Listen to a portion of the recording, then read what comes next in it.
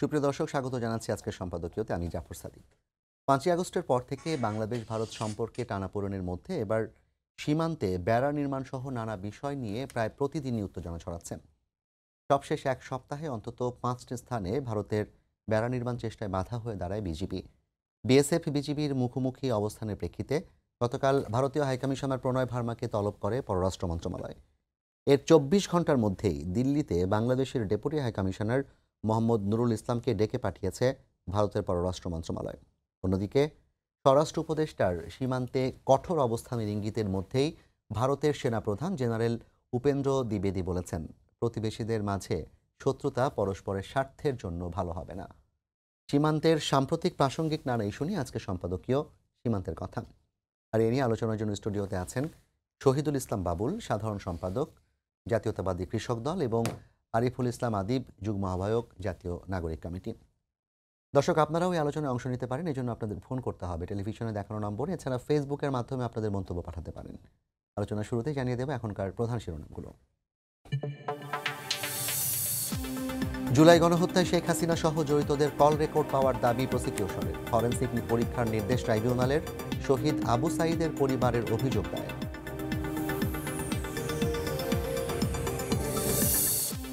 শেখ রেহানা ও ছেলেমেয়ের পূর্বাচলের প্লটে অনিয়ম, সাবেক প্রধানমন্ত্রীকে প্রভাবিত করেন টিউলিং। দুদকের ৩ মামলায় আসামি হলেন সংশ্লিষ্ট রাজুক কর্মকর্তারাও।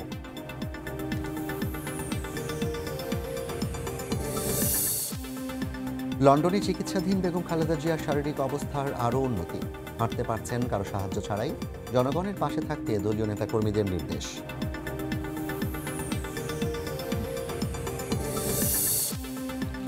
মালয়েশিয়ায় বাংলাদেশি কর্মীদের মাল্টিপল ভিসা ইস্যুর আহ্বান প্রধান উপদেষ্টার। হাইকমিশনারের সঙ্গে সাক্ষাৎ। বাদ পড়া ১৮,০০০ শ্রমিককে ঢোকার সুযোগ করে দেওয়ার অনুরোধ। দাবি পূরণের আশ্বাসে সচিবালয়ের সামনে থেকে সরলেন জগন্নাথ বিশ্ববিদ্যালয় শিক্ষার্থীরা। চাকরি ফেরত চেয়ে আমরণ অনশনে অব্যাহতিপ্রাপ্ত এসআই ও ভেরিফিকেশনে বাদ পড়া কারারক্ষীরা।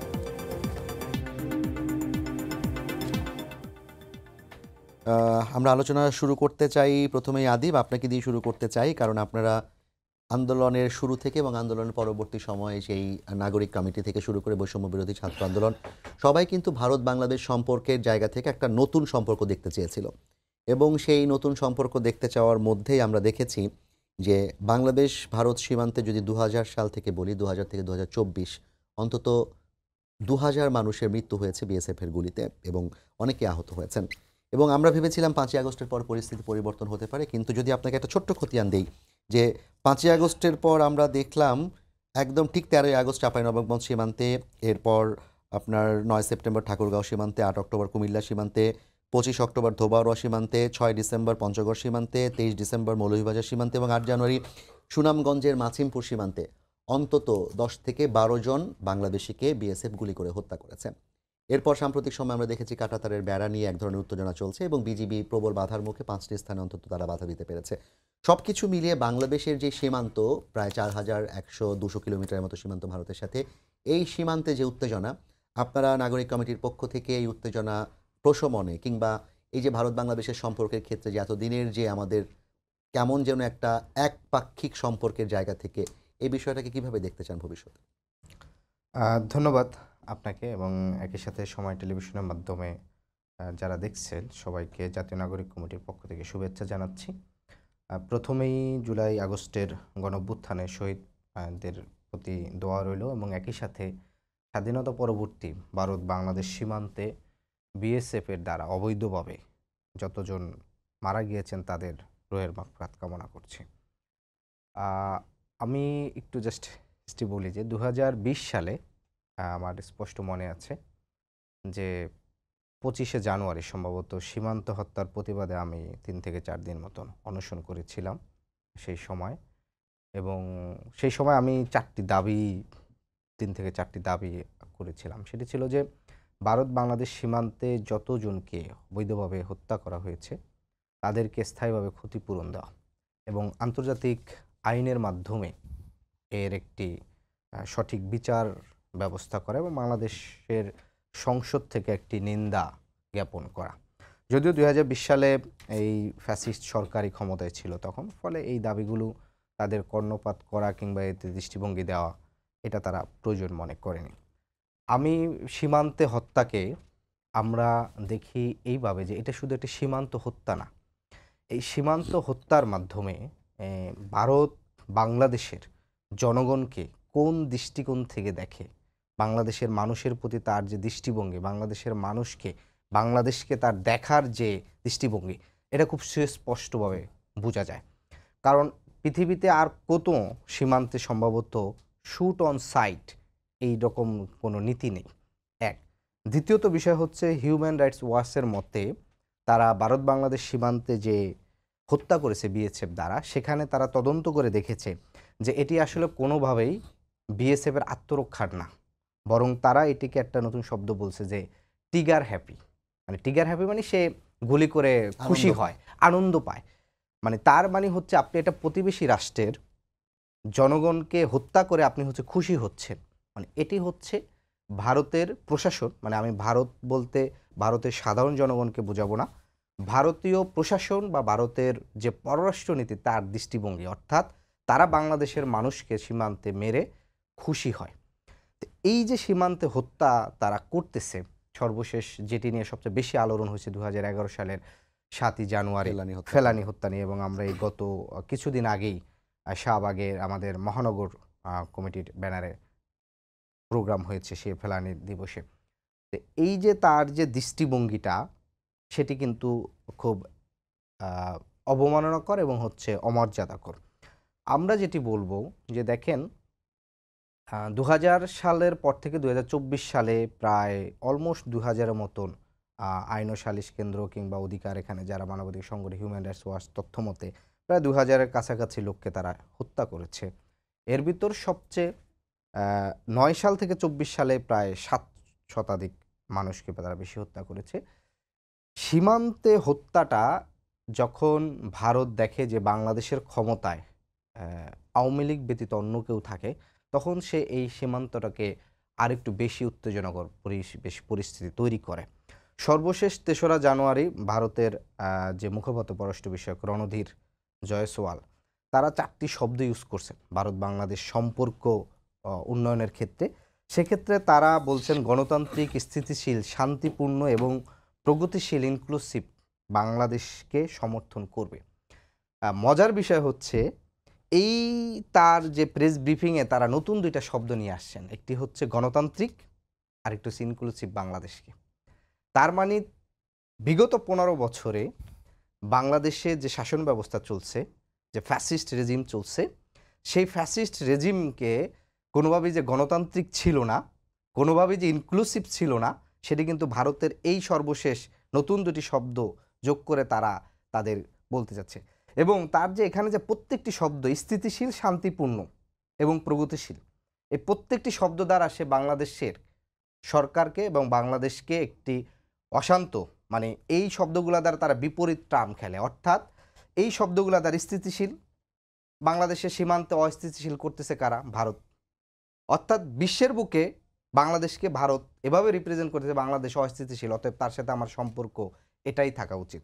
শান্তিপূর্ণ, নানা ধরনের সাম্প্রদায়িকতার ক্ষেত্রে তারা এক ধরনের ষড়যন্ত্র করতে, এবং বিশেষ করে তাদের মিডিয়া যে ধরনের প্রোপাগান্ডা, এই যে সর্বশেষ আপনার চ্যাম্পিয়ন্স ট্রফির দল থেকে লিটন দাসকে বাদ দেয়া নিয়েও তারা চালিয়েছে, যে দৃষ্টিভঙ্গি দিচ্ছে। ফলে আমি যেটি বলবো যে সেটি হচ্ছে যে ভারত বাংলাদেশ সীমান্ত হত্যার ক্ষেত্রে এটা একটা প্রতীক, মানে এটা হচ্ছে তার আমাকে দেখার দৃষ্টিভঙ্গি। একই সাথে এই ক্ষেত্রে বাংলাদেশের অর্থনীতি, রাজনীতি এবং একই সাথে সাংস্কৃতিক যে আগ্রাসন চালায়, সেটার একটা সর্বশেষ চূড়ান্ত প্রতীকটা হয়েছে সীমান্তে হত্যা।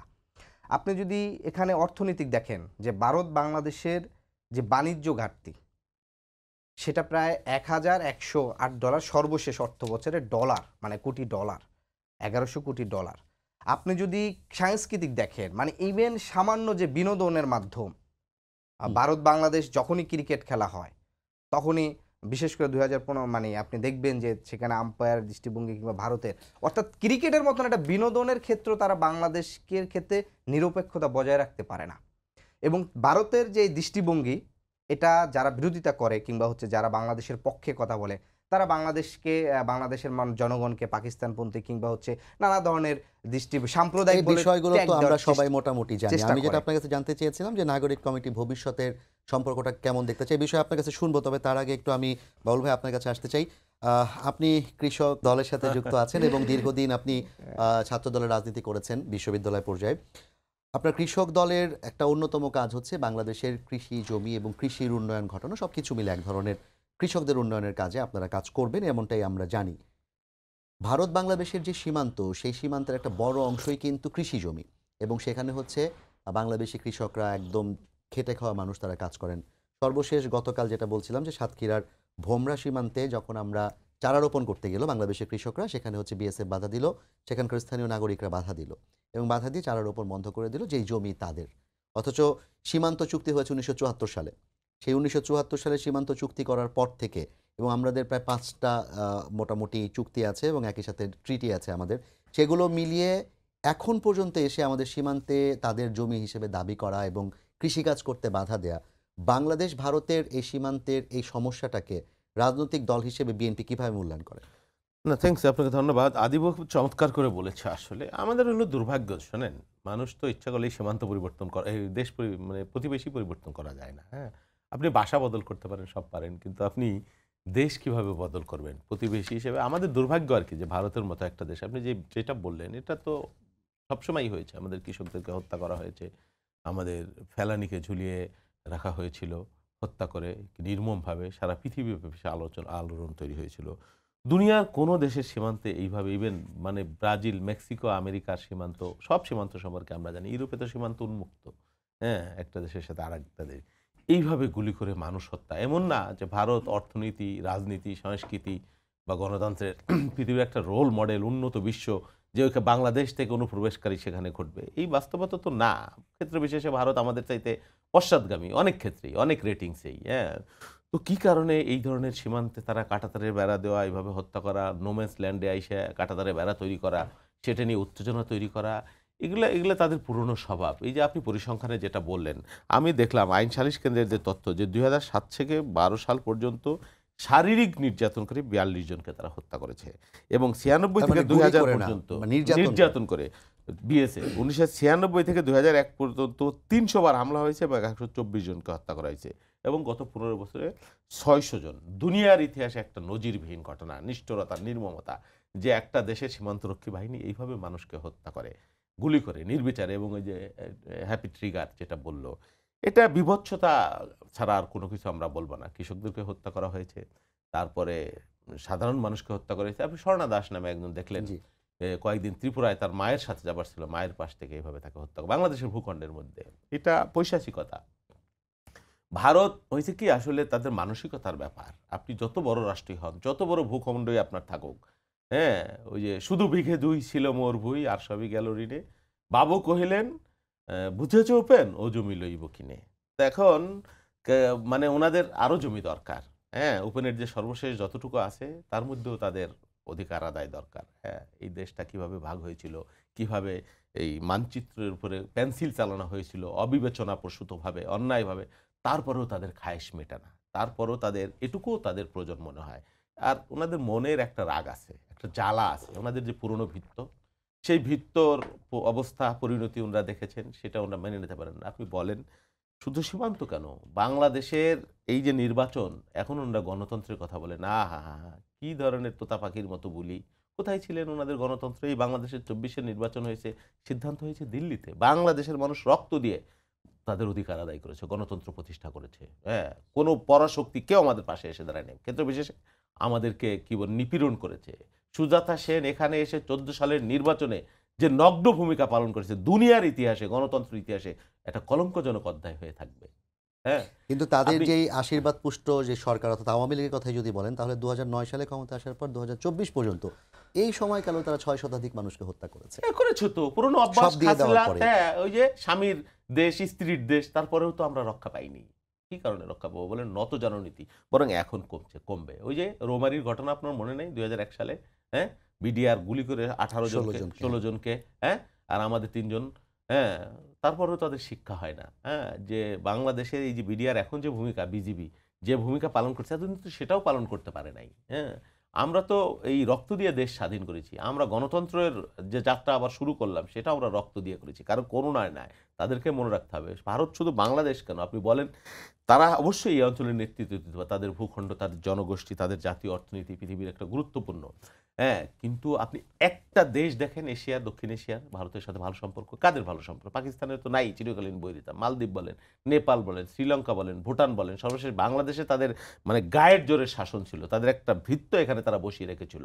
হ্যাঁ, মানে পরাশক্তির গায়ের জোরে আধিপত্যবাদী শাসনের মানসিকতা নিয়ে তাকে আমরা উৎখাত করেছি। ভারতের মাথা খারাপ হয়ে গেছে। হ্যাঁ, ওই পুরনো ভিত্তকে আমরা উৎখাত করেছি, এটা তারা মেনে নিতে পারে না। সেই জন্য তাদের আক্রমণ আরও বেড়েছে, সেই জন্য তাদের প্রতিহিংসা আরও বেড়েছে। আপনি দেখেন না, ওইখানে আমরা পত্রিকায় দেখি ভারতীয় মিডিয়ায় এমন নগ্ন মিথ্যাচার করা হয় প্রতিদিন, গায়েবী, কল্পনাপ্রসূত ঘৃণা প্রচার করা হয়। হ্যাঁ, সাম্প্রদায়িক দাঙ্গা লাগাবার জন্যে নানান ধরনের গোয়েন্দা সংস্থা দিয়ে নানানভাবে এখানে চেষ্টা করা হয়েছে। কিন্তু বাংলাদেশের মানুষ বুঝতে পেরেছে তাদের খেলাটা, তাদের পাতানো ফাঁদটা। আমরা এখানে হিন্দু, মুসলমান, খ্রিস্টান সকলে শাশ্বত কাল থেকে একভাবে বসত করছি। ভারত রাষ্ট্র আর আমার সংস্কৃতি, আমার সাম্প্রদায়িক সম্প্রীতি এক না। আমরা এখানে সাম্প্রদায়িক একটা দৃঢ় বন্ধনের মধ্য দিয়ে ছোটবেলা থেকে বড় হয়েছে। এই পূজা পার্বণ, ধর্ম, কর্ম, নামাজ, ঈদ সব আমরা এখানে। এখানে তারা এই চেষ্টা করেও ব্যর্থ হয়েছে। আপনি দেখেন না কান্নাকাটি ওপার বাংলায়, হোটেল বন্ধ হয়ে গেছে, রেস্তোরাঁ বন্ধ হয়েছে, পেটে ভাত নাই, চলে না, তারপরে ভিসা দিবে না। চিকিৎসার জন্যে আমরা বছরে প্রায় 18,000 কোটি টাকা, বাংলাদেশে 1.5 বিলিয়নের বেশি আমরা ওরা পাইতো, এখন পাবে না। কয়দিন পরে দেখবেন পায়ে ধরে এসে ভিসা দিচ্ছে না, কিন্তু আমরা গত সরকারের সময় বিভিন্ন সুবিধাভোগী যারা ছিল তাদেরকে কিন্তু আমরা দেখতে পাচ্ছি কলকাতা সহ দিল্লিতে বিভিন্ন জায়গায় ঘুরে বেড়াচ্ছে, বিভিন্ন ভিডিও প্রকাশ পাচ্ছে। সেটা ওই যে ওদের ভিত্ত এবং তার চেলা চামুন্ডা, তাদেরকে আশ্রয় তো দিতে হবে। বলছে না যে ভারতকে যা দিয়েছি চিরকাল। কালকে একজন দেখলাম কংগ্রেসের একজন সিরিয়ান নেতা, একজন দায়িত্বশীল সরকার, কি বিজেপির বা কংগ্রেসের, বলছে যে হাসিনা যতদিন থাকে তাকে সেবা দিয়ে যাওয়া উচিত, এবং ইভেন কি মৃত্যু পর্যন্ত, তার জীবনের শেষ দিন পর্যন্ত। আর হাসিনাও আগে বলেছিলেন যে ভারতকে যা দিয়েছি ভারতের চিরকাল মনে রাখতে হবে, ভাইস ভার্সা, বুঝেন নাই? এই ভাইস ভার্সা হবার তাই দেখছি আমরা। হ্যাঁ, মুক্তিযুদ্ধের সময় একদল লোক ওইখানে গিয়ে ওই যে থিয়েটার রোডের হোটেলে, রেস্তোরাঁয়, হ্যাঁ, আমোদ আয়েশে লিপ্ত ছিলেন। ওই একই ক্যারেক্টার, একই চরিত্র আর কি আওয়ামী লীগের। হ্যাঁ, ওই কয়দিন আগে গলাবাজি করেছে, হাসিনা পালায় না, আওয়ামী লীগ পালায় না, সব দেখেন না। একজন লুঙ্গি ভরে পালাইছে। আমরা 5ই আগস্টের আগেই কথা বলেছিলাম যে পালাবেন তো লুঙ্গি ভরে পালানোর সুযোগ পাবেন কিনা দেখেন। তাই হয়েছে, পরিণতি যাবে, ইতিহাস নির্ধারিত। আপনি যেটা বলছিলেন যে বর্তমান সময়ে এসে আন্দোলন পরবর্তী সময়ে, অভ্যুত্থান পরবর্তী সময়ে আমরা যেটা দেখলাম যে আমাদের স্বরাষ্ট্র উপদেষ্টা কিন্তু সরাসরি বলছেন যে ভারতের সাথে আমাদের সম্পর্ক হবে ন্যায্যতার ভিত্তিতে, এবং তিনি কঠোর হওয়ার ইঙ্গিতও দিয়েছেন। এবং আজকেই আর্মি ডের আগের দিন ভারতের যে সেনাপ্রধান উপেন্দ্র দ্বিবেদী তিনি সংবাদ সম্মেলনে বলেছেন যে বাংলাদেশের সাথে যে সম্পর্কটা সেটা আসলে ভালো রাখা গুরুত্বপূর্ণ ভৌগোলিক কারণে এবং উভয় স্বার্থ রক্ষার জন্য। পাশাপাশি তিনি আরেকটা গুরুত্বপূর্ণ কথা বলেছেন যে নির্বাচিত সরকার আসলেই সব সমস্যার সমাধান হয়ে যাবে। তার মানে ভারত আসলে কি বলতে চায়? শোনেন, ভারত সব ধরনের এক্সপেরিমেন্ট করে দেখেছে। এখানে তার দোসর ভিত্ত তাকে রাখবার চেষ্টা করেছে, বাংলাদেশের মানুষ উৎখাত করেছে। এখন তার কোনো বিকল্প নাই। হ্যাঁ, বাংলাদেশের মানুষ তাদের গণতন্ত্র তারাই ঠিক করবে। এটা ওনার নসিহতও করবে না, আর ওনার ওই বিরোধিতার আর গণতন্ত্র বা বাংলাদেশের অগ্রযাত্রা বাধাগ্রস্ত হবে না। উনি ভালো কথা বলেছেন যে কি বলেছেন, সমতার ভিত্তিতে প্রত্যেকেরই এটা হওয়া উচিত। অবশ্যই সেটাই হওয়া উচিত। আমি একটা স্বাধীন রাষ্ট্র, আমার স্বকীয়তা আছে, আমার সার্বভৌমত্ব আছে। হ্যাঁ, আমরা পৃথিবীর বুকে, আমরা কি বলে, আমাদের ছেলেরা, আমাদের মেয়েরা সারা পৃথিবীতে গুগলসের নাসায়, হ্যাঁ, মাইক্রোসফটে কাজ করছে। দেশে বিদেশে আমাদের প্রতিনিধিত্ব আছে। আমরা আন্তর্জাতিক মানদণ্ডে আমাদের কোথায় থেকে আমরা আমাদের পিছনে ফেরবার আর সময় নেই। আমাদের সুশাসন প্রয়োজন, সেটা আমরা নিজেরা নির্ধারণ করব। ওনাদের সবক হবে না। তবে উনি ভালো বলেছেন, অধ্যত্ত অহমিকা না দেখিয়ে একমাত্র ওই যে ভারতীয় সেনাপ্রধান, তার বক্তব্যটা আমি দেখলাম যে প্রতিবেশী পরিবর্তন করা যায় না, ঠিকই। সেই জন্যে সম্পর্কটা সমতার ভিত্তিতে, ন্যায্যতার ভিত্তিতে, এটাই হওয়া উচিত। আর গণতান্ত্রিক কথা যেটা বলেছেন সেটা মুখের বাণী যদি না হয়, স্যার আমি খারাইয়া যাবো, আপনি বসাইয়া দিবেন, ওইরকম না হইলে তাহলে ঠিক আছে, অবশ্যই আমরা তাকে সাধু। যেমন আপনার কাছে আবার আসবো আমরা। আমি একটু আদিব আপনার কাছে শুনতে চাই, যেটা আপনাকে প্রশ্ন করেছিলাম প্রথমে। আমরা কিন্তু বাংলাদেশের কঠোর অবস্থানের প্রেক্ষিতে দেখছি ভারত তাদের প্রোপাগান্ডা কমানো থেকে শুরু করে একটু সহনশীল আচরণ করার চেষ্টা করছে, এবং সবচেয়ে গুরুত্বপূর্ণ হচ্ছে বাংলাদেশের পররাষ্ট্র মন্ত্রণালয় ভারতের হাইকমিশনারকে ডেকে পাঠিয়েছে। ভারত কি পাল্টা জবাব হিসেবেই আমাদের ডেপুটি হাইকমিশনারকে ডেকে পাঠালো আজকে? সেটা অবশ্যই ভারত চেষ্টা করতেছে তার যে আগ্রাসনী ভূমিকা তার একটা ধারাবাহিকভাবে এটা করতে। সবচেয়ে বিষয় যেটি হচ্ছে যে দেখেন, ভারতের যে আগ্রাসী মনোভাব এটির কারণে কিন্তু হচ্ছে যে আপনার শুধুমাত্র বাংলাদেশের মানে একেবারে শুধু রাজনৈতিক সচেতন জনগোষ্ঠী না, মানে একেবারে সাধারণ জনগণ। এই সাধারণ জনগণও কিন্তু হচ্ছে ভারতের এই আগ্রাসী দৃষ্টিভঙ্গিতে খুবই বিরক্ত। সেই জায়গা থেকে আপনি আমাদের যে প্রশ্নটা বলছেন যে জাতীয় নাগরিক কমিটি কী ধরনের সম্পর্ক দেখতে চায়? এটি আমরা অনেক আগে থেকেই বলে আসছি। প্রায় এই সরকার পড়ার আগ থেকে আমরা যখন ২০১৮-১৯ বা যেই সময় থেকে আমরা আমাদের এই একটিভিশন গণতান্ত্রিকভাবে আন্দোলন সংগ্রাম করে আসছি, আমরা স্পষ্ট করে বলে আসছি যে ভারত বাংলাদেশের সম্পর্ক হবে মর্যাদা, ন্যায্যতার ভিত্তিতে এবং কোনোভাবেই মানে অমর্যাদাকর দৃষ্টিভঙ্গিতে হবে না। তাহলে সেটা আমরা কিভাবে বুঝবো? তার আচরণগত দ্বারা আমরা বুঝাবো। যদি সে সীমান্তে হত্যা না করে, তাহলে আমি বুঝবো সে আমাদেরকে মর্যাদা দিচ্ছে। যদি অর্থনৈতিক যে বিষয়গুলো আছে সেগুলোতে সে যদি তার নীতি পরিবর্তন না করে বা পরিবর্তন করে, তাহলে আমরা বুঝবো যে তারা এই দৃষ্টিভঙ্গির দিকে আগাচ্ছে। আর যদি এর বিপরীতে তারা না আমাদের যে ত্রিপুরায় যেটি দেখলাম যে আমাদের উপ হাই কমিশন অফিসে যেভাবে হামলা করেছে এবং সর্বশেষ মানে যেটি করেছে যে আপনার সীমান্তে বেড়া দেওয়া, বিশেষ করে ৫টি স্থানে চাঁপাইনবাবগঞ্জ এবং নওগাঁর সীমান্তে, এটি কিন্তু খুবই একটি আপত্তিকর বেড়া তো দেওয়া প্রায় শেষ। ৪,০০০ কিলোমিটারের মধ্যে ৩,০০০ কিলোমিটারই বেড়া দেওয়া হয়েছে এবং ১২০০ কিলোমিটারের মতো খালি আছে। জি, জি। সেই জায়গায় আমাদের আন্তর্জাতিক সীমান্তের যে চুক্তি কিংবা আমাদের যে সমঝোতা সেটা অনুযায়ী হুম। সীমান্তের নো ম্যানস ল্যান্ডও না, ১৫০ গজের ভেতরে দু জি, দলের কেউই কোনো স্থাপনা নির্মাণ করতে করতে হলে পারবে না। উভয় পক্ষের সম্মতি লাগবে, আলাপ আলোচনা করতে হবে। ভারত তো জি। সেটিও মানছে না। ভারত তো মানে সেটি মানছে না বলতে কি ২০০৮ সালের যে নির্বাচন, মানে সবাই তো বলে যে শুধু ১৪, ১৮ এবং হচ্ছে ২৪ নির্বাচন। ৮ সালে নির্বাচনটি কিন্তু একটি কি বলে আরকি মাস্টার প্ল্যান নির্বাচন হয়েছে, যেটা আমরা ভারতের যে তৎকালীন রাষ্ট্রপতি ছিলেন তার বইয়ের যেই ব্যক্ত সেটাই আমরা দেখেছি। এছাড়া আমাদের বর্তমান যে পররাষ্ট্র উপদেষ্টা আছেন তার একটি ২০০৭ এর এই সর্বশেষ নির্বাচন আগে আমি একটা ইন্টারভিউ করেছিলাম।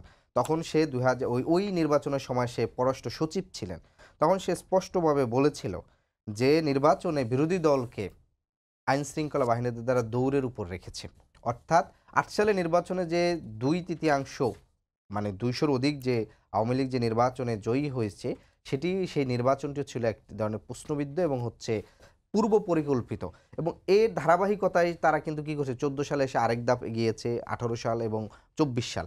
আপনারা জানেন যে জাতিসংঘের আ বাইলেটারাল মানে ২ টা দেশের মধ্যে দ্বিপাক্ষিক সম্পর্কের ভিতর একটা আছে যে কোনো প্রতিবেশী রাষ্ট্র বা কোনো রাষ্ট্র অন্য রাষ্ট্রের গণতান্ত্রিক বা রাজনীতির মধ্যে যদি অবৈধভাবে হস্তক্ষেপ করে, সেক্ষেত্রে এই ২৫ ধারা আইন বলে ওই রাষ্ট্র হচ্ছে আন্তর্জাতিকভাবে কিন্তু আবেদন করতে পারে।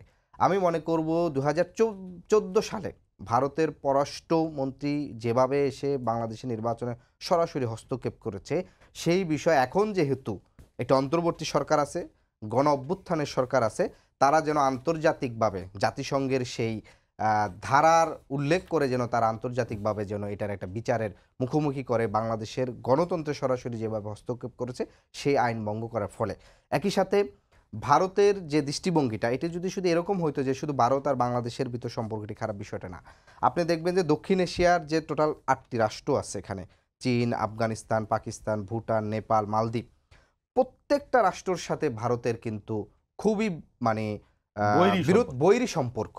অর্থাৎ দক্ষিণ এশিয়ার বরং ভারত যে শব্দ সর্বশেষ বলছে বন্ধু বলতে বাংলাদেশই ছিল বা সর্বশেষ বন্ধু বাংলাদেশ ছিল না, বাংলাদেশের সরকার ছিল। ফলে আমরা যেটা বলবো যে দক্ষিণ এশিয়ায় ভারত একটি আগ্রাসী পূর্ণ রাষ্ট্র। তার এই আগ্রাসী মনোভাব যদি পরিবর্তন না করে, তাহলে তাকে এর সমুচিত খেসারত কিন্তু তাকে কিন্তু ভবিষ্যতে দিতে হবে। আদিব, আপনার কাছে আসবো। আবুল ভাই, আমি একটু জানতে চাই, আপনি সম্প্রতি দেখেছেন যে আফগানিস্তানের যে তালেবান সরকার, যাদেরকে ভারত আসলে মৌলবাদী জঙ্গি হিসেবেই স্বীকৃতি দিয়েছে এতদিন ধরে, সেই তালেবান সরকারের সাথে কিন্তু আমরা ভারতের এক ধরনের সমঝোতা চুক্তির দিকে যেতে দেখছি এবং বাংলাদেশে আপনার অন্তর্বর্তীকালীন সরকারকে জঙ্গি সরকার হিসেবে, তারপর হচ্ছে মৌলবাদী সরকার হিসেবে প্রতিষ্ঠার একটা প্রয়াস আমরা দেখেছি।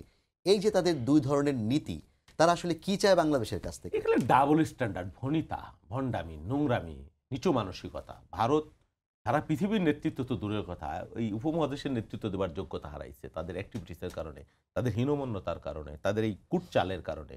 হ্যাঁ, ওই যে ওই প্রাগৈতিহাসিক সময়ে আমরা শুনতাম যে ইসের নীতি কি বলে, ওই চাণক্য। চাণক্যের যে নীতি, সেই নীতি তারা এখানে প্রয়োগ করে তারা নেতৃত্ব দিতে চায়, পৃথিবীর নাকি নেতৃত্ব দিবে। আরে ভাই, উপদেশের নেতৃত্ব দেওয়ার যোগ্য নিজেকে তৈরি করেন না আগে, তারপরে তো। আর প্রতিবেশীদের সাথে এরকমের বৈরী, শুধু এটা না, এই যে গঙ্গার পানি দেখেন দীর্ঘকাল 54টি এক অভিন্ন সময় নদী আমাদের, জি। 54টি অভিন্ন নদী, তাদের সাথে হয়েছে কি আসলে গ্লোবালাইজেশনের যুগে ভারতকে বাদ দিয়েও আপনি চিন্তা করতে পারবেন না, আবার আমাকে বাদ দিয়েও ভারত চিন্তা করতে পারবেন না। হ্যাঁ, তো সেই ক্ষেত্রে যদি পরস্পরের সহযোগিতা বা সমতা বা ন্যায্যতার কোনো কিছু না হয়, সেটা দুর্ভাগ্যজনক। ভারতের এতে কোনো লাভ হবে তা না। এই যে বৈদেশিক মুদ্রা হারাচ্ছে, এটা কি সুখকর? এটা দীর্ঘমেয়াদী তারা পারবে? বাংলাদেশ থেকে যত মানুষ চিকিৎসার জন্য যত টাকা ব্যয় করতে, ভিসা দিচ্ছে না, ভালো, অসুবিধা তো নেই, আমার বৈদেশিক মুদ্রা পাচ্ছে। কাপড় কিনতে যাইতো, যাচ্ছে না। পর্যটনে যাইতো হাজার হাজার মানুষ, হ্যাঁ, প্রতি বছর মুদ্রা পাইতো, তাদের হোটেল চলতো, ব্যবসা চলতো, কান্নাকাটি শুরু হয়ে গেছে, মাতম শুরু হয়ে গেছে। কিন্তু এই যে জিত, তারপরেও এই যে তলে পড়বো কিন্তু মাটির বল ছাড়বো না বলে একটা কথা আছে না, বা নিজের নাক কাইটে পরের যাত্রা ভঙ্গ করা, ওরা তো তাই করছে। হ্যাঁ, ওই যে চাণক্য নীতি, কোনো লাভ নাই। আমরা তাদের প্রতি আহ্বান জানাই যে আপনারা অবশ্যই বন্ধুত্বসুলভ আচরণ, সমতা, এই যে দেখেন গঙ্গার পানির চুক্তি দীর্ঘদিনের সমস্যা, 35টি ফেনী নদী বলেন, হ্যাঁ, তিস্তা বলেন, দীর্ঘদিনের সমস্যা। সেখানে চাইনিজরা তিস্তা একটা প্রকল্প করে দিতে চাইলো, তাতেও ওনাদের বাধা, আপত্তি, এবং বিগত সরকার সেটা দিতে পারে নাই, কমিটমেন্ট করেও তাদেরকে ডেকে এনেও দিতে পারে নাই। তা আমরা বিশ্বাস করি যে বর্তমান সরকার, তারা যে দেশপ্রেমিক সরকার, তারা তাদের শিরদাঁড়া উঁচু করে আমাদের গঙ্গা চুক্তির জন্য, চায়না হোক, তাদের সেই প্রকল্প যদি হয়, তাহলে আমাদের একটা বিস্তীর্ণ এলাকা, এই যে বর্ষার সময় যে একটা পানির তলে ভেসে যায়। তবে আপনাকে বলে রাখি, একটা মাত্র মোরারজি দেশাইয়ের যে সরকার 77 জিয়াউর রহমানের সাথে একটা চুক্তি হয়েছিল গঙ্গার, তখন 35,000 কিউসেক পানি শুধুমাত্র বাংলাদেশে পেয়েছিল, আর একবারও আমরা আসতে পাইনি। বিএনপি দল হিসেবে ভবিষ্যতে নেতৃত্বে আসার মতো সুযোগ আছে এবং তারা বাংলাদেশের ক্ষমতায় আসার একটা সুযোগ বিএনপির কাছে আছে। বিএনপি যদি দল হিসেবে ক্ষমতায় আসে, তাহলে ভারতের সাথে বিএনপির সম্পর্কটা কেমন হওয়া উচিত কিংবা কেমন হওয়া হবে বলে আপনার মনে হয়? সম্পর্কটা আসলে বৈরিতার বা যুদ্ধাঙ্গী, এটা কেউ প্রয়োজন নাই, এটা বিপ্লবী কথাবার্তা বলারও প্রয়োজন নাই। সম্পর্কটা মর্যাদার, সম্মানের। তারা একটা স্বাধীন দেশ, তাদের প্রতি আমাদের মর্যাদা থাকতে হবে। এই যে ত্রিপুরায় যে ঘটনা ঘটেছে, এটা তো মানে একেবারে ন্যাক্কারজনক। একটা স্বাধীন দেশের উপরে হামলা, আমরা এটা মনে করি, এটা এবং উস্কানিমূলক। ভারত রাষ্ট্র তাদেরকে গণতন্ত্রের প্রতি শ্রদ্ধাশীল হতে হবে, পরের দেশের সার্বভৌমত্ব, স্বাধীনতার প্রতি শ্রদ্ধাশীল হতে হবে। না হলে এ মানে তাদের জন্য সেটা ভালো না, এটা আমাদের জন্য ভালো না। আমরা সংঘাতমূলক পরিস্থিতি চাই না, আমরা মর্যাদা চাই, ন্যায্যতা চাই, সমতা চাই। আমার উপরে যদি কেউ রক্তচক্ষু দেখায়, আমি আমি চুপ করে বসে থাকবো না। আমার 5 কোটি 6 কোটি তরুণ, হ্যাঁ, আমরা যেভাবে এই মারণাস্ত্রের বিরুদ্ধে আমরা লড়াই করতে শিখেছি, আমাদের দেশ রক্ষার জন্য আমরা সেটাও প্রয়োজনে করব।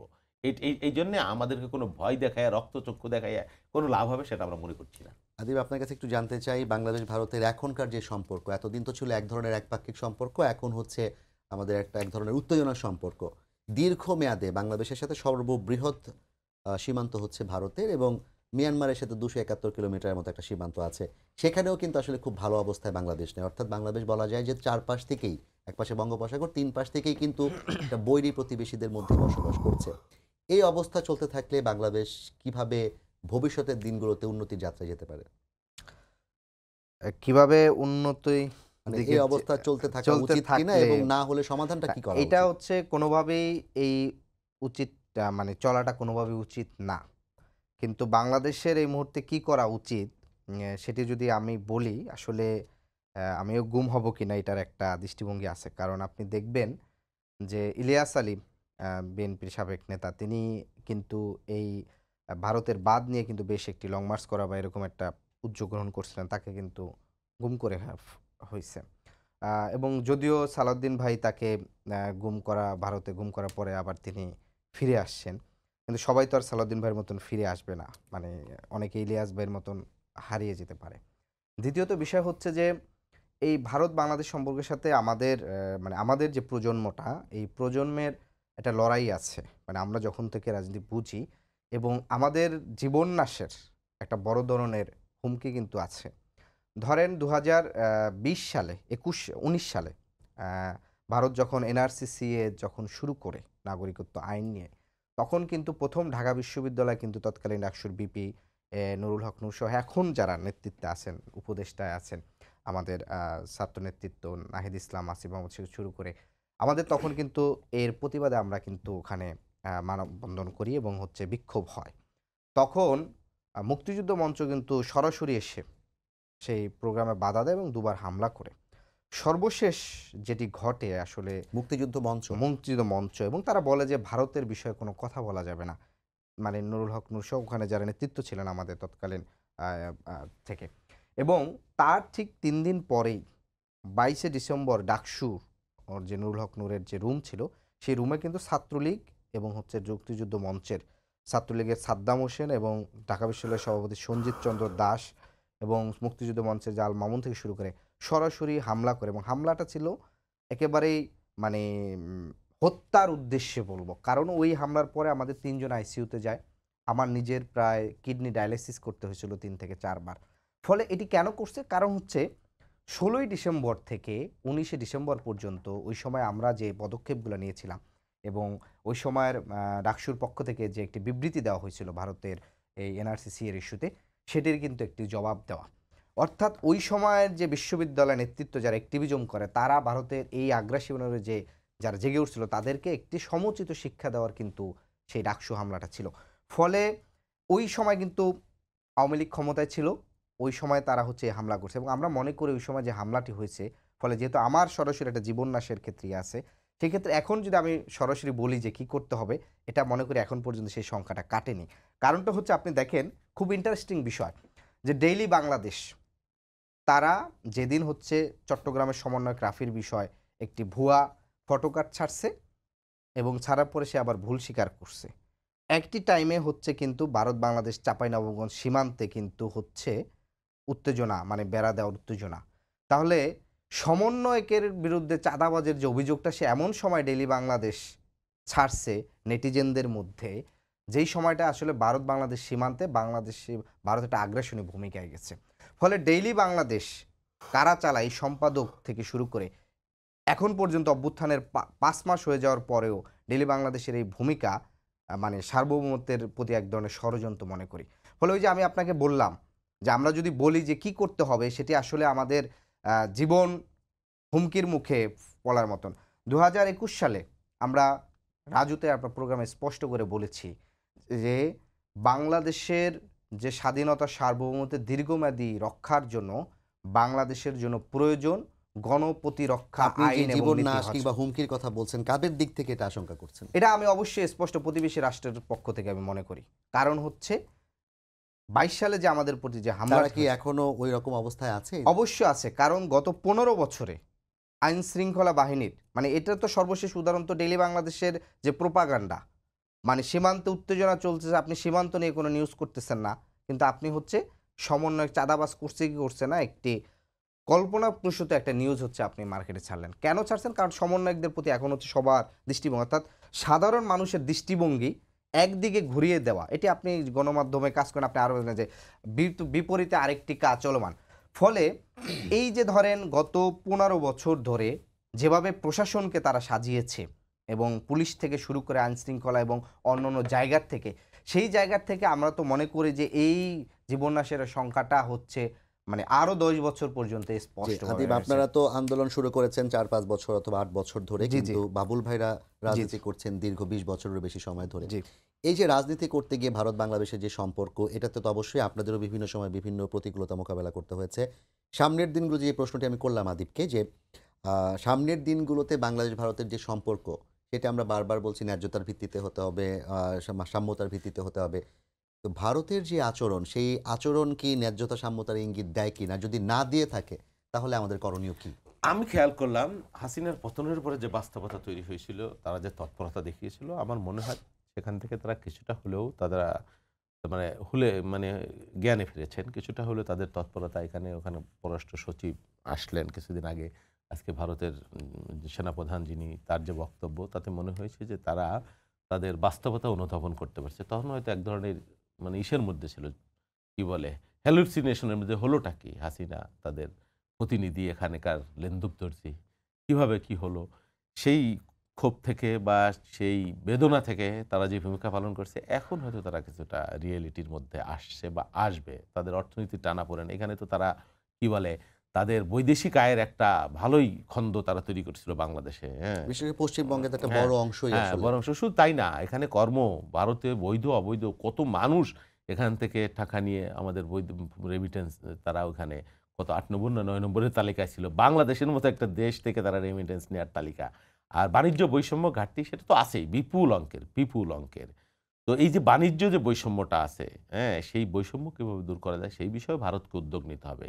ভারত যদি মনে করে যে বিচ্ছিন্ন থেকে বাংলাদেশ থেকে তারা থাকবে, তাহলে তারাও তাদের জন্য সেটা শুভকর নয়। নিশ্চয়ই সেটা তারা রিয়ালাইজ করবে, অনুধাবন করবে।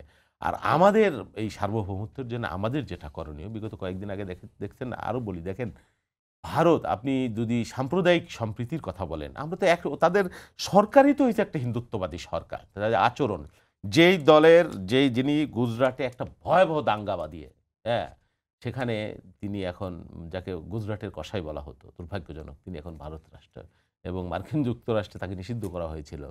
এবং আপনি জানেন যে মাঝে মাঝে আমরা খবর দেখি কি এক টুকরো গরু পাওয়া গেছে, পিঠে 6 জনকে হত্যা করা হয়েছে। কি বর্বরতা, কি নিষ্ঠুরতা! বাংলাদেশে আপনি এটা চিন্তা করতে পারেন। আপনি দেখেন চট্টগ্রামে অ্যাডভোকেট যে ওকে হত্যা করা হলো, হ্যাঁ, যে যাদের সাইফুল। সাইফুলকে হত্যা করা হলো নির্মমভাবে আদালত চত্বরে, হ্যাঁ, সেখানে লক্ষাধিক মানুষ জানাজায় শরিক হয়েছে। কেউ কোথাও একটা ঢিল ছুঁড়েছে? পার্থক্য আছে না? নিশ্চয়ই তো আছে। বাংলাদেশের মানুষ, এই ঘটনা যদি ভারতের কোথাও কোথাও ঘটতো, লঙ্কাকাণ্ড হয়ে যেত সেখানকার মানে সংখ্যালঘু কিন্তু এই জনগোষ্ঠীর উপরে। বাংলাদেশেরই তো একদল মানুষ এখন পর্যন্ত ভারতের অন্যায্যতার বিরুদ্ধে কিংবা ভারতের যে আগ্রাসনের বিরুদ্ধে কথা বললে তারা সামাজিক যোগাযোগ মাধ্যম সহ সরাসরি বিভিন্ন ধরনের উত্তেজনামূলক এবং আগ্রাসীমূলক কথাবার্তা বলে মনে যাচ্ছে। কষ্ট, অনেক বেদনা, অনেক কষ্ট। হ্যাঁ, মানে কিসের স্বাধীনতার কথা বলবো, সার্বভৌমত্বের কথা বলবো, দেশের কথা বলবো, প্রশংসাই তো করতে কৃতজ্ঞতাই তো জানাই সারতে পারি না। হ্যাঁ, এই কি বলে, মানে হাতে ধরে পায়ে ধরে বারবার ক্ষমতায় বসাইছে, ওই যে কৃতজ্ঞতা, যা আছে তাই পেছে, ট্রানজিট ট্রান্সশিপমেন্ট যাই বলেন, একেবারে নগ্ন দামে, যেটা তাদের উত্তর পশ্চিম সীমান্ত, আমার যেটা রাইট সেটা আমি পাইনি, বারবার আমাকে বঞ্চিত করা হয়েছে। আশা করি আগামী দিনে দেশের মানুষ যদি ঐক্যবদ্ধ থাকে, আমরা দেশ ছোট হতে পারি, কিন্তু আমাদের জাতীয় ঐক্য দেখেন না, এই যে কয়েকদিন আগে প্রধান উপদেষ্টা সব দলমত এক। জি। হ্যাঁ, আমি বিশ্বাস করি এবং আমি এটাও বিশ্বাস করি, বাংলাদেশের কেউ কেউ বলেছেন এর আগে যে বাংলাদেশের স্কুল কলেজের যে শিক্ষার্থী 1 কোটি তরুণ, আমাদের নিজেদের নিরাপত্তা স্বার্থে কমপক্ষে 1 কোটি তরুণকে একটা মৌলিক একটা স্কুলের অংশ হিসেবে তাদের একটা সামরিক প্রশিক্ষণও কিন্তু প্রয়োজন আছে। জি, হ্যাঁ। বাবুল ভাই, সেটা নিয়ে অবশ্যই সরকার কিংবা অন্যরা সিদ্ধান্ত নেওয়ার একটা জায়গায় থাকবে। আমি একটু আদিবের কাছে জানতে চাই, যে প্রশ্নটি আমি বাবুল ভাইকে করলাম, বাংলাদেশের একটা বড় অংশের মানুষ মুক্তিযুদ্ধে ভারতের সহায়তাকে কেন্দ্র করে ভারতকে সবসময় নিঃস্বার্থভাবে বন্ধুত্ব প্রদান করে যাবে, এরকম একটি জায়গায় এখনও আছে। এবং ভারতের ব্যাপারে যে কোনো কথা বলার ক্ষেত্রে, সীমান্তে আমাদের ন্যায্যতার ক্ষেত্রে কিংবা যে কোনো ইস্যুতেই ভারতকে একটা আপার হ্যান্ডে রাখতে চায়। এই মানুষগুলোকে নিয়ে ভবিষ্যতের বাংলাদেশ গড়ার ক্ষেত্রে কী ধরনের চ্যালেঞ্জ আছে এবং এদেরকে আসলে কিভাবে ঐক্যের মধ্যে আনা সম্ভব? তাদেরকে আমরা আহ্বান জানাই যে তারা ভারতের বাংলাদেশের স্বার্থটাকে, জাতীয় স্বার্থ, সার্বভৌমত্ব, গণতন্ত্রকে ভারতীয় চশমা দিয়ে না দেখে বাংলাদেশীয় চশমা দিয়ে বাংলাদেশপন্থী চশমা দিয়ে দেখার আহ্বান জানাবো। তবে এর সাথে আমি জানি না আপনার সময় আর আমার 3 মিনিট সময় 3 মিনিট আছে। আছে, আমি জাস্ট আমি আবার বাবুল ভাইয়ের কাছে একটু আসবো। যে সেনাপ্রধানের যে বক্তব্য, নির্বাচিত সরকার, এই বক্তব্যের মধ্যে তার এক ধরনের বাংলাদেশের যে বর্তমান যে অন্তর্বর্তী সরকার আছে সে সরকারের প্রতি তার মানে সরকারকে সে কোনভাবে দেখে, এই গণঅভ্যুত্থানকে কিভাবে দেখতেছে, তার কিন্তু একটা দৃষ্টিভঙ্গি আমরা দেখতে পাই। আমরা মনে করি, আমরা শুধু মনে না, রাষ্ট্রবিজ্ঞানের ভাষায় যে কোনো রাষ্ট্রের গণঅভ্যুত্থান হচ্ছে ওই দেশের সবচেয়ে বড় ম্যান্ডেট। অর্থাৎ জনগণের যে ম্যান্ডেট দেয় ভোটের মাধ্যমে, সেখানে সে যখন সর্বোচ্চভাবে প্রতিরোধ গড়ে তোলে ফ্যাসিস্টের বিরুদ্ধে, সেটা হচ্ছে সর্বোচ্চ ম্যান্ডেট। অর্থাৎ এই অন্তর্বর্তী সরকারের সাথে সে সম্পর্কটা উন্নয়ন করতে পারতেছে না বা চাচ্ছে না। তাহলে সে কি নির্বাচন? কারণ হচ্ছে ভারত মনে করে ওই যে তার যে পুরনো যে দৃষ্টিভঙ্গি, নির্বাচন হওয়া মানে সেখানে ম্যানিপুলেট করা, এখানকার রাজনৈতিক দলগুলোর প্রতি সে এক ধরনের লোভনীয় এক ধরনের দৃষ্টিভঙ্গি দেওয়া, একটা আধিপত্য বিস্তার করা আধিপত্য আবার। বিচার করা। ফলে ভারতকে আগে এই অভ্যুত্থান এবং হচ্ছে জনগণের যে গণঅভ্যুত্থান হয়েছে সেটার প্রতি শ্রদ্ধা জানাতে হবে। কিন্তু আমরা দেখি যে সে বরং যে ফ্যাসিস্ট খুনি হাসিনাকে সে আশ্রয় দিয়ে এবং সর্বশেষ তাদের যে একজন সিনিয়র নেতার যে বক্তব্য, সেটি দ্বারা কিন্তু বাংলাদেশের মানুষের লড়াইকে সে অমর্যাদা করছে। আদিব, আমি বাবুল ভাইয়ের এটা কাছে একটি আসতে চাই। ভাই, গুরুত্বপূর্ণ বিষয়। একটু আমাকে জাস্ট বলবেন, যেটা নাকি আদিব দাবি করলেন যে আমাদের যে গণ অভ্যুত্থান, সেই গণ অভ্যুত্থানের প্রতি মানুষের এক ধরনের ম্যান্ডেট আছে এবং সরকারের প্রতি ম্যান্ডেট আছে, গণ অভ্যুত্থানই ম্যান্ডেট। এটা একদমই ভারত বাংলাদেশ সীমান্তের প্রসঙ্গের বাইরে গিয়ে আপনাকে একটু প্রশ্ন করতে চাই। যদি সরকার সেই ম্যান্ডেট নিয়ে এসে থাকে, তাহলে সরকারের সংস্কার করার ক্ষেত্রে কিংবা সরকারের যে কোনো কার্যক্রম, কোনো একটা পরিবর্তন করার ক্ষেত্রে সবকিছুর ক্ষেত্রেই সরকার কি আসলে সেই ম্যান্ডেটের প্রতি সম্মানটা রাখতে পারছে কিনা, কিংবা সেই ম্যান্ডেটের প্রতি আস্থা যেটা ছিল মানুষের, সেই আস্থার জায়গায় সরকার এখনো আছে কিনা? না, না, আছে, ব্যত্যয় হয়েছে। সরকারের সবকিছু যে এই যে পররাষ্ট্রনীতির ক্ষেত্রে অনেক সফলতা আছে, আবার অনেক ব্যর্থতাও আছে। যে এক্সপেকটেশন থেকে শোনেন, আপনি কোনো মানুষের আর্থসামাজিক পরিবর্তন ভাগ্যবাদল ছাড়া কোনো বিপ্লব কোনো ফলপ্রসূ হবে না। যেটা মানুষের দ্রব্যমূল্যের দাম কোনো জায়গায় কোনো সহনীয় ওই অবস্থায় কিন্তু এখন আমরা আসতে পারিনি। কাঙ্ক্ষিত কি অর্থনীতির যে সংস্কার প্রবণতা সেই জায়গায়ও আসতে পারিনি। আইন শৃঙ্খলার একটা মারাত্মক ব্যত্যয় আছে, ভয়ানক বাস্তবতা আছে। তা সত্ত্বেও এই সরকার অবশ্যই মানুষের সমর্থনেরই সরকার। এখন সরকার আপনার ম্যান্ডেট আছে বলে আপনি যাচ্ছে তাই তো করতে পারবেন না। গণবিরোধী কোনো কাজ তো আপনি করতে, গণ আকাঙ্ক্ষার বাইরেও তো আপনি কিছু করতে পারবেন না বা করা উচিত না। ততক্ষণ পর্যন্ত আপনার ম্যান্ডেট থাকবে না। ম্যান্ডেট আছে মানে চিরকাল থাকবে, বিষয়টা তো ওরকম না। তাহলে তো ৫ বছর পর, পর ভোট এলে সরকার বা দলের পক্ষে বিপক্ষে সরকার পরিবর্তন হবার তো কোনো প্রয়োজন ছিল না। ম্যান্ডেট দিয়েই মানুষ আনে, আবার মানুষই প্রত্যাখ্যান করে। এটাই শাশ্বত, এটাই নিয়ম। আমি যেটা মনে করি অবশ্যই তারা সংস্কার করতে পারবে। কেন করবে না? সংস্কারের সাথে, গণতন্ত্রের সাথে, নির্বাচনের সাথে কোনো বৈপরীত্য নাই, বিরোধ নাই, কনফ্লিক্ট নাই। আমাদের যেটা বক্তব্য যে সরকারের নানার দিকের দুর্বলতা আছে। যেহেতু রাজনৈতিক সরকার না, পেছনের শক্তি ওইভাবে প্রত্যক্ষভাবে না, বা বিভিন্ন এক গাছের ছাল আর এক গাছের বাকল মিলে একটা সরকার করা হয়েছে। তাদের দুর্বলতা থাকতেই পারে। তারা একটা মৌলিক সংস্কার করে বাংলাদেশের মানুষের কাছে যতক্ষণ ক্ষমতা হস্তান্তর করবে, যত তাড়াতাড়ি ততই মঙ্গল। অবশ্যই তারা সংস্কার করতে পারবে এর মধ্যে। কেন করবে না? আদিব, আপনাকে দিয়ে শেষ করতে চাই। আপনার কি মনে হয় যে নির্বাচন হয়ে গেলে ভারত বাংলাদেশ সম্পর্কটা স্বাভাবিক অবস্থায় পৌঁছানোর সম্ভাবনা আছে?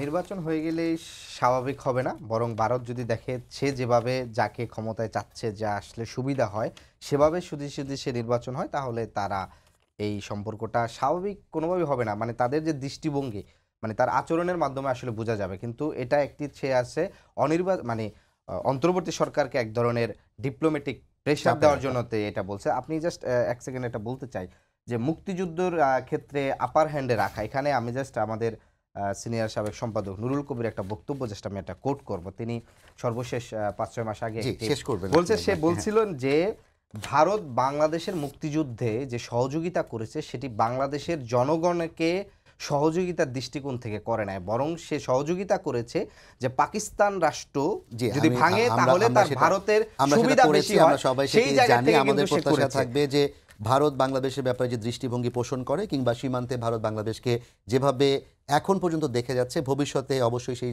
দৃষ্টিভঙ্গিটা ন্যায্যতার ভিত্তিতে হবে, সম্মানের ভিত্তিতে হবে, এবং প্রতিবেশীমূলক যে আচরণ, ভারত সেই আচরণটি বজায় রাখবে, এমনটা আমাদের প্রত্যাশা।